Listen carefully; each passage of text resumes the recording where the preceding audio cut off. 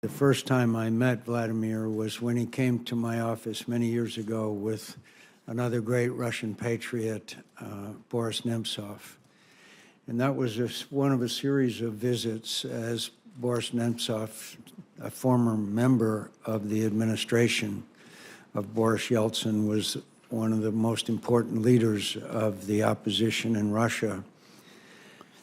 And the last meeting I had with Vladimir KARA-MURZA and with Boris, I said to him, I said, I don't think you should go back to Russia because I think your life is in danger. And he said, yes, I know it is, but I have to go back to my country. And I believe it was 1 month later, in the shadow of the Kremlin, someone walked up and fired a gun and murdered him, clearly under surveillance, clearly in the shadow of the Kremlin. Losing Boris Nemtsov was a tragic loss for Russia and the cause of human rights throughout the world. And I believe that Vladimir KARA-MURZA has, by living his life, has honored the memory of Boris Nemtsov. He's been brave, outspoken, relentless champion for the Russian people. And twice, not once, but twice, he has been poisoned in an attempt to murder him. Twice. And this is a string, as the committee knows, of people being thrown from fourth floor hotel rooms, people being shot, people being poisoned.